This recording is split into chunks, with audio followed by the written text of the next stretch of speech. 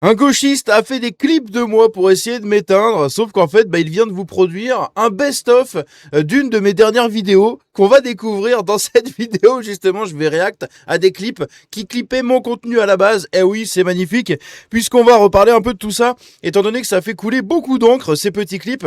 C'est parti.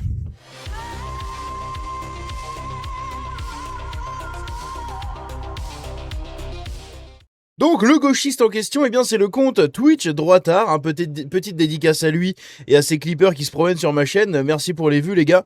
Eh bien il a produit aujourd'hui 3 clips, d'accord, 3 clips de ma dernière vidéo sur Lilian Thuram. Hein, ça a fait jaser beaucoup de monde cette vidéo.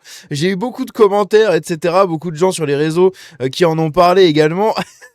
Ce qui me termine, c'est qu'en fait, tout ce que je dis est vrai, hein, c'est factuellement vrai, voilà. Et lui, il essaye de faire passer mes propos pour des trucs absolument scandaleux, comme d'habitude, sauf que ça ne marche pas, voilà. Donc on va découvrir un peu quels sont les propos en question, et juste après, on ira un peu faire du fact-checking avec Grok, tout simplement pour voir si ce que je dis est faux ou pas, hein. Spoiler, c'est vrai. Voilà, c'est tout. On va découvrir un peu ces clips. Donc, si on enlève ma tronche de cake juste ici, eh bien ici, ça faisait suite du coup à cette fameuse interview de Lilian Thuram sur la chaîne de Mediapart avec Edoui Plenel lui-même, et oui. Et donc dedans, j'ai apporté mon avis et des analyses, on va dire, sur ce qu'il disait, hein, notre bon Lilian Thuram, et sur les conneries qu'il disait. Et on va en parler puisque justement, il y a ce premier clip ici à découvrir. C'est parti, le best-of de Django. Django qui réacte à Django, c'est incroyable. Si on a colonisé le monde entier pendant une période, si on a tout simplement, comme il dit, esclavagisé, c'est parce qu'il y avait des raisons derrière.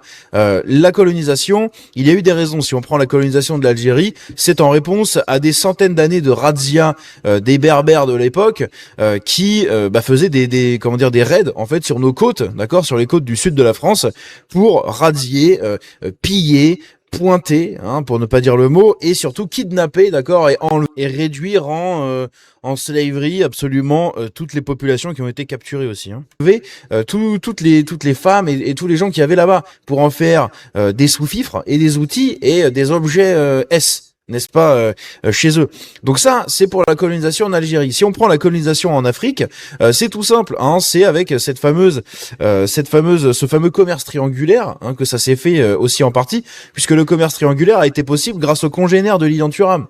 Alors, de ce que j'ai compris un peu, Lilian Thuram, apparemment, il serait antillais, il serait guadeloupéen. Bon, comment les Noirs sont arrivés en Guadeloupe? Voilà. Parce qu'il y a des gens qui m'ont dit dans les commentaires, arrête un peu, les ancêtres de Lilian Thuram sont français depuis plus longtemps que toi, je sais pas quoi. Oui, d'accord, ils sont français depuis qu'on les a ramenés sur des îles françaises. À la base, ils venaient d'où? Hein, de quelle partie du monde ils venaient? D'Afrique. Bah voilà, c'est toujours pareil. Donc en fait, ce que je dis ici est totalement vrai, puisque ce sont bien les congénères de Lilian Thuram, d'accord. Lui, il a eu peut-être ses ancêtres qui ont eu du coup été capturés pour être emmenés sur les îles françaises, hein, sur les Antilles, pour les plantations, etc. D'accord, mais peut-être que ce sont ses cousins qui les ont vendus, hein, parce qu'en général, c'est comme ça que ça se passait. C'est-à-dire que vous aviez un village qui faisait la guerre au village d'à côté. Quand ils avaient gagné, ils réduisaient tout le monde en esclavage et hop, ça finissait à être vendu pour des Européens pour récupérer derrière des armes et continuer leur guerre intestine en Afrique. Voilà, c'est comme ça que ça se passait. D'accord. Donc la colonisation a été rendue possible, enfin le commerce triangulaire a été rendu possible grâce justement à toutes ces peuplades qui s'entreniquaient entre elles, hein, tout simplement. Elles se flinguaient toutes seules. Et la colonisation a été faite en Afrique pour des raisons politiques, de ressources, on peut pas nous vous en vouloir sur beaucoup de choses en fait qu'on a fait en Afrique. Hein. Vous prenez par exemple, vu que c'est souvent là-dessus en fait, c'est le cas. Hein, moi, par exemple, si on regarde dans les commentaires de ce clip-là, on va pas le faire parce que j'ai la flemme, mais en fait, il y a beaucoup de commentaires qui reviennent sur la situation en Algérie, parce que oui, c'est ça qui fait tiquer les gens. C'est-à-dire que quand je parle de la colonisation en Afrique et tout, ils en ont rien à foutre. Dès que je parle de la colonisation en Algérie, là, ça les fait tiquer. Et en fait, ça les énerve, d'accord? Parce que ce que je dis est factuellement vrai. Les radias, etc., c'est une réalité. C'est pour ça qu'on a lancé un plan colonisation du coup de l'Algérie, évidemment avec le prestige qui allait derrière pour Charles X à l'époque, etc. Mais c'est surtout pour répondre à tout ça, pour répondre à toutes ces menaces et pour en fait stopper ces espèces d'incivilisés qu'il y avait de l'autre côté de la Méditerranée. Et surtout, on est arrivé là-bas, on leur a apporté l'eau, l'électricité, enfin la santé, d'accord, le système médical, l'eau courante, tout ce que tu veux, voilà. Les constructions, on leur a apporté des routes, on leur a apporté des commerces. Enfin, je veux dire, vous allez dans les grandes villes en Algérie, vous êtes en France. Hein. Le décor, il est français, d'accord. C'est des bâtiments haussmanniens, etc. C'est pas des Algériens qui allaient construire ça. Hein. D'accord. Et on le voit très bien, parce que maintenant qu'ils ont récupéré leur pays depuis 60 ans, le pays est toujours de plus en plus pourri. Donc, c'est pas eux qui allaient construire les bâtiments haussmanniens à la base et qui allaient développer des réseaux quand ils sont même pas capables d'avoir des égouts en bon état ou de l'électricité toute la journée. C'est pas eux qui allaient développer des réseaux entiers d'eau potable, de traitement de l'eau, des réseaux entiers de soins médicaux, etc. D'accord, et d'éducation. C'est pas eux qui allaient le faire, hein, puisque maintenant qu'ils ont leur pays depuis 60 ans, on voit comment c'est fait. Donc bon, encore une fois, ici c'est factuellement vrai ce que je dis. Léon Thuram, enfin je sais pas de quel coin il est, s'il est plutôt antillais ou j'en sais rien. Dans tous les cas, la racine est la même, hein, c'est l'Afrique. C'est les congénères africains, d'accord, de Léon Thuram, qui ont favorisé, on va dire, ce commerce triangulaire. Et donc, cet esclavagisme un peu partout qu'on a vu dans les Antilles et en Amérique. C'est grâce à ses cousins de sang, à ses ancêtres. Oui, parce que nous, on allait se servir là-bas, parce qu'ils nous les donnaient sur des plateaux d'argent. Et les Espagnols faisaient la même chose, d'accord. Absolument tout le monde faisait la même chose, les Portugais, etc. C'est toutes les personnes qui ont eu des colonies en Amérique et qui ont fait venir des esclaves noirs, eh bien c'est exactement comme ça que ça a marché, d'accord. C'est toujours comme ça que ça a marché. C'est parce que eux-mêmes se réduisaient en machin tout le temps pour se vendre derrière. Enfin, c'est horrible, c'est horrible. C'est comme si nous demain on allait débouler en Allemagne. Enfin, même pas. Comme si moi je suis de Charente-Maritime, là, j'habite en Charente-Maritime. C'est comme si demain je déboulais chez nos petits ennemis girondins, là, hein, chez les Bordelais. Eh oui, hein, de 17 et 33, ça s'aime pas trop. C'est comme si on déboulait du coup chez les Bordelais et que je les réduisais comme ça, hop, les menottes, les machins, et puis je les vendais, je sais pas moi, aux Britanniques pour qu'ils aillent taper des cailloux dans le fin fond d'une mine, je sais pas où en Islande en fait, c'est trop bizarre. Et c'est exactement comme ça que ça s'est déroulé en Afrique. Rendez-vous compte du truc, hein, c'est hallucinant. C'est-à-dire que c'est des gens qui se réduisaient eux-mêmes en machin. C'est exactement comme les Amérindiens de l'Amérique latine. D'accord. Ils se réduisaient eux-mêmes en S machin. Parce que oui, le mot, faut pas trop le dire sur YouTube, hein, faut pas trop abuser. Parce que oulala.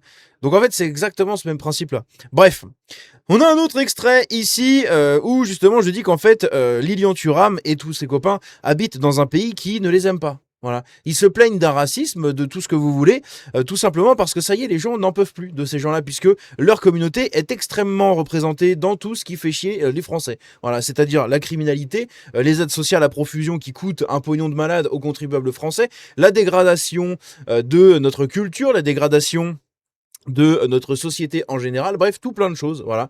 Et c'est pas un truc complotiste, c'est la réalité. Il suffit juste de voir à chaque fois dans les faits divers le nombre de personnes venant de sa communauté qui est représenté là-dedans en extrême majorité, d'accord. Et dedans, je mélange hein, évidemment toute la Nouvelle-France hein, qui va avec, hein, puisque bah, c'est la même chose. Hein. Donc, on va me dire oui, mais Lilian Thuram, il est français. Oui, oui, c'est bien, il est français, c'est cool, c'est très bien. Sauf qu'à la base, la France, c'est pas chez lui. Hein. Ah oui, je suis désolé, c'est comme ça. Hein. Tu regardes l'ADN, la France, c'est pas chez lui. C'est comme ça. Voilà. Donc maintenant, ils se plaignent d'un pays qui est raciste contre eux, mais c'est tout simplement que le pays ne les aime plus. Et on n'en peut plus. Voilà, on n'en peut plus. Les gens lambda n'en peuvent plus. D'accord. Il faut bien comprendre pourquoi. C'est parce qu'on nous a cassé les couilles pendant 80 ans avec eux. Enfin, 80 ans, je suis un peu marseillais. On nous a cassé les couilles en gros depuis 60 ans quoi. Hein depuis... Bon bref, comme d'habitude. Donc on va écouter ici ce que je dis, vous allez voir, ça dure 50 secondes, c'est intéressant. Il y a maintenant cette histoire de grand remplacement, de remigration. Mais on en blague, mais parfois ça commence comme une farce, mais c'est un crime. En fait, moi je trouve ça absolument incroyable de voir les réactions qu'ils ont quand ils parlent de ça, leur petit sourire. En fait, dans leur tête, ils se disent... Oh non, mais c'est des fachos, machin, ils sont teubés. En fait, ils nous prennent pour des cons. Hein. C'est-à-dire que tous ces gauchistes-là, etc., prennent les gens de droite, les gens de tout ce que tu veux, ils les prennent, en fait, tous ceux qui ne pensent pas comme eux, ils les prennent pour des cons, pour des benets, pour les teubés du village. D'accord. C'est comme ça qu'on a hein, le fameux profil type de l'électeur RN pour un gauchiste. C'est un mec qui pue de la gueule et qui manque 3 chicots, qui est raciste. Voilà, c'est ça l'électorat RN. En fait, on se rend compte que c'est bien plus compliqué que ça. C'est incroyable. Bref. etc. Mais ils se rendent même pas compte à quel point la majorité des gens en France n'en peuvent plus et ont tous envie de les foutre dehors à grands coups de pied au cul. En fait, c'est ça qui est incroyable, d'accord? C'est que la majorité des gens ont juste envie de les prendre, de leur mettre un gros coup de pied au cul, de les dégager. Et eux, dans leur tête, ils sont en mode, mais non, mais c'est rigolo ce qu'il dit, oh, les fachos en France, on s'en bat les couilles. Ils nous prennent pour des cons, ils nous rigolent au nez. Mais en fait, si demain, ils comprenaient à 100% et ils se rendaient compte à 100% de ce que pensent les gens, ils chialeraient, hein. Parce qu'à part les gauchistes, que ce soit le centre ou la droite, les gens n'en veulent plus, hein, de tous ces gens-là. C'est ça qu'il faut se rendre compte, hein. C'est même pour les gens qui vont voter Macron, ils en peuvent plus de ces gens-là. Mais tu vis dans un pays qui ne t'aime pas. C'est quand même fou, hein. Ils vivent dans un pays qui ne les aime pas. Il y a maintenant... Et on a ici un dernier extrait, justement, où je vais parler du fait que les Blancs soient chez eux en France, comparé aux gens que représente Lilian Thuram, qui sont chez eux depuis uniquement, allez, quelques centaines d'années, si on prend la racine de base, et encore, qui nous dit vraiment que c'est un descendant de ces communautés-là, etc., et que c'est pas quelqu'un qui a immigré plus tard, ou j'en sais rien. Mais encore une fois, la racine est la même, c'est l'Afrique, hein, c'est pas la France ni l'Europe. D'accord, la racine de souche de notre bon Lilian Thuram, c'est pas la France. Voilà, c'est tout. C'est comme ça. C'est horrible, hein, oh, ouin, ouin, mais c'est comme ça. Le discours du Rassemblement national, en fait, veut réactiver la catégorie blanche. Sauf qu'on ne nomme pas cette catégorie. On va dire, il y a nous, il y a eux. Il y a nous, il y a eux. Et ça, c'est le début du danger. C'est-à-dire qu'à partir du moment où vous ne voyez pas l'autre comme vous, ça veut dire qu'on peut les violenter. Ça veut dire que c'est normal que vous passiez avant. Et donc, Bah oui, parce qu'on est chez nous, tête de bite. Il est con, quoi. On est chez nous. Les Français sont chez eux, les Français blancs sont chez eux, en France. D'accord? Donc évidemment qu'on passe avant vous. Si moi, demain, je vais au Sénégal et que je dis hop, hop, hop, vous me laissez passer avant vous, là, hein? Il y a la queue, là, pour aller, je sais pas où, dans un magasin, dans un truc. Je vais passer devant tout le monde, je dis, oh, je suis blanc. Tu me laisses passer, s'il te plaît? Bah, ça va pas marcher. Tu vas me dire, bah non, tu te tais.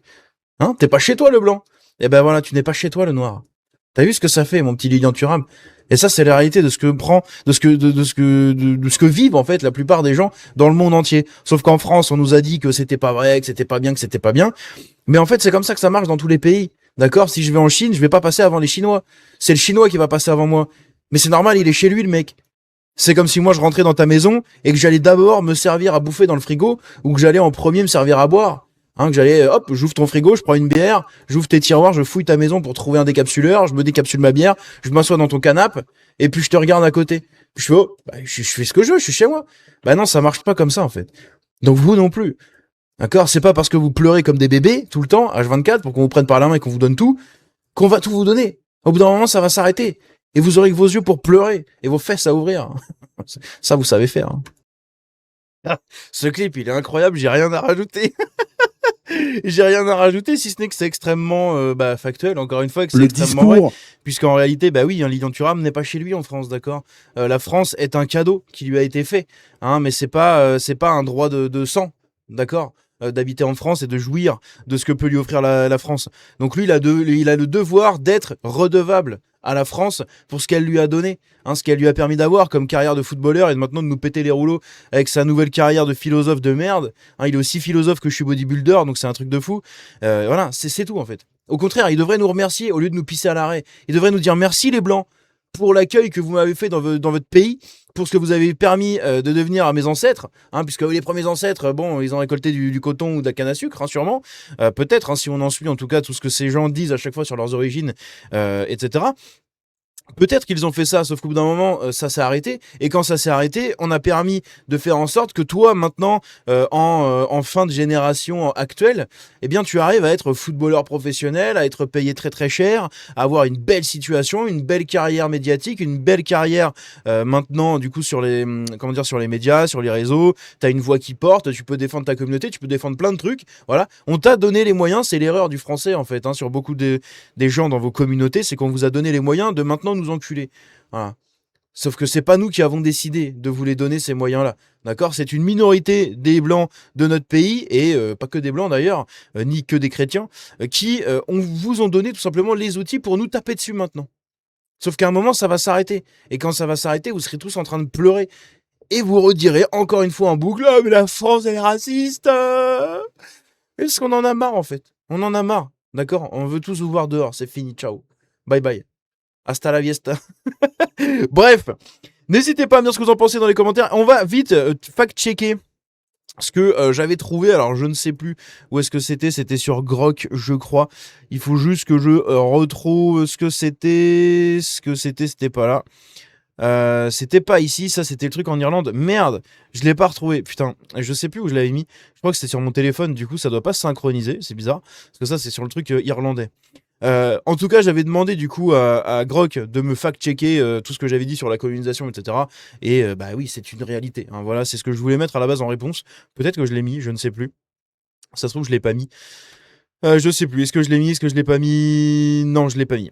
Mais voilà, en tout cas, tout est absolument vrai, tout est vérifiable. Hein. La France a lancé tout ça en grande partie à cause des radias. Et pas que, hein, évidemment, pour le prestige, pour les ressources, etc. Sauf que si on vous avisait, vous, en premier, les Algériens, les DZ, c'est parce que vous commenciez à nous péter les rouleaux, déjà à l'époque. Voilà. Ensuite, on vous a donné les clés de vous dire, bon, maintenant on fait la paix, t'as un pays, démerde-toi. Et non, toujours pas, ça suffit pas, ça suffira jamais en fait. C'est comme Lilian Thuram, c'est exactement la même merde. C'est un truc de fou. Bref. Dites-moi ce que vous en pensez dans les commentaires. On se dit à la prochaine. Prenez soin de vous. Vive les Blancs, d'accord? Et vive les Noirs en Afrique, tout simplement. Vive les Africains en Afrique. Vive les Européens en Europe. Vive les Français en France, messieurs, dames. Et tout simplement, ça marche comme ça, normalement, à la base. Bref, prenez soin de vous. Soyez tous bénis. Ciao.